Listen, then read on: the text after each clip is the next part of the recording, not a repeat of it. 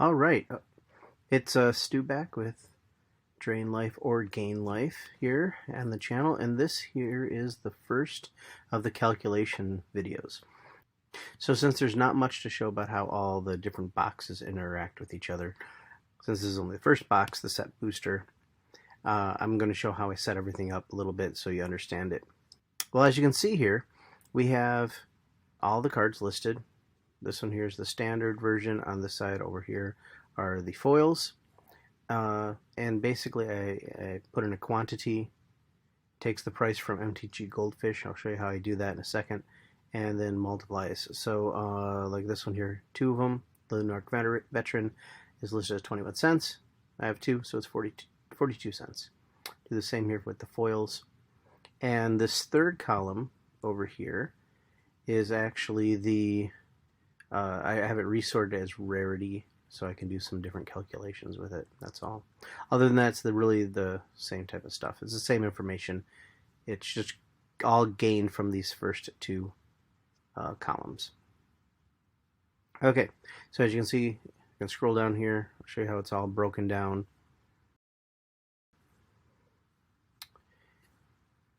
That's the full standard set. It goes up to 277 cards. And then after that, we have the variants. Borderless, the showcase cards, and below that are the extended art cards, bringing it to a total of 379. So we'll get to the total, as you can see that there in a second, but 379. So, interestingly enough, I did not get any extended art variants at all.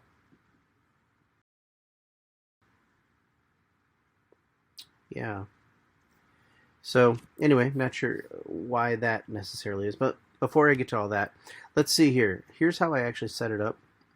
Excel has a feature that allows you to pull information from a web page. As long as there's a table on the web page, it'll do that. So I'm pulling from the different sections of MTG Goldfish, which has all of the cards there. So what this does, this pulls all that information in. I'm not obviously using everything, but I just have the raw data covered here in all these columns. There's a lot of stuff here. So this is just the standard set, and the way they have it broken down, then they have a section where they have just the borderless and the extended art and the showcase. They have them in different, so it's basically 8 different web pages that I'm pulling in all together at once.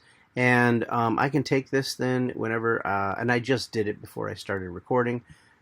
I can go over here to the data and I just click refresh all, and it'll update every single one of these. I'm not going to do it now because it takes like 2-3 minutes to pull the data in, but that is how this works. So that's that. I'm just going to hide this page because that's the only time we really need to see it. This is all just data. It does nothing else. Let's hide that. So back to the main thing here. And so this is how this is done. Let's look this over a little bit.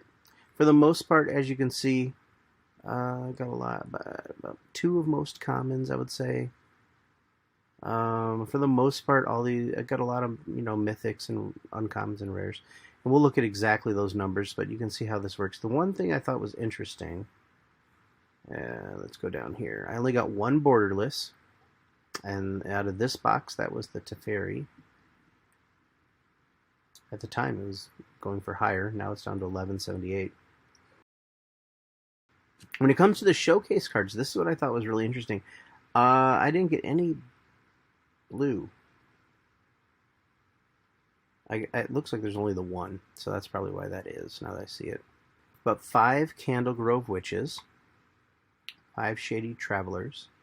I got more of these as commons than I did of the standard. Look at that, 4 Birded Myras, 4 Tavern Ruffians, 4 Dawnheart Rejuvenators, and 4 Tireless Haulers. Then when it gets down to those Sketchlight cards, it looks like 3 of them. Those are those. And then no extended art at all. From nothing. There's just nothing here. Did I get any foils? No showcase foils. So that's how that works. Then, down here, this is the calculations that I'm doing for each set booster. So you can see here the price that I paid for a set booster was what, 120, I believe. No, it must be less than that. It's like 115, between 115 and 120. But I got a 182 out of this one, and we'll compare the different ones as I make calculations for each of those. But this is what I'm trying to do. So remember, the goal of this is to try to figure out is it worth buying the set boosters or the draft boosters, and how many if you want to get a complete set or a complete play set based on how you want to do that. So these first two sections here are probably the most important about all of that. And so you can see out of this box I got every single common, at least one of them. Most uncommons, about half the rares, and very few mythics. Got only 4 of them when it came to that out of the 20 that are in the set. That's only of the standard 277 cards. Now when it came to other sections, I mean, like, you know, borderless cards, showcase, and extended art, it was a little bit better if you were to include those. So total mythics were 7, just 4 of them were standard, the other 3 were in the variants. So this is showing approximately what you would get per pack here, since there were 30 packs in the set. Now realize also, this does not take into account tokens, list pulls, or commander cards, okay, or the art card. I'm not tracking those at all. So there is another card in every single pack that will be something else. Basically, you're going to get about 7 commons per pack. 3 or so will be uncommon. Because remember, it could be higher based on the showcase cards, the variants. The total rares, at least 1, sometimes 2, but at least 1 here. And then mythics overall, you're going to get under about 1 every, 4 to 5 packs are going to have a mythic in it. Okay, for a total pull of 355 cards. So that just shows you that overall, if you were trying to collect a complete set, you got 78% of it. If you want a complete variant set, which is not the focus of this, you only got 20%. So, but if that is included in your thought process and you want some of the variants, maybe this is the better way to go. And that's why we're going to compare both the draft boosters and the set boosters and see what is the best thing. If you're trying to get a play set, 25%, 24.6. And of course, foil sets, you're just going to have to buy a lot of those singles. You're not going to get that much. So this is the first breakdown. You can see, I mean, value-wise, I'm gaining more than what I paid. That's granted if I could sell all of these immediately, which of course, on secondary markets, you're probably not going to get that value. If you're lucky, you'd get half of it. If you're interested in getting a box later on, you can see what the value as it holds up as we go further into all of this. So maybe, years from now, you can look back and say, okay, I'm going to get about this value. These are still worth buying based on the price that they're selling for. So that'll be helpful as we create some archival data moving on. Like I was saying, this here's the first video calculations. Not a lot to show here.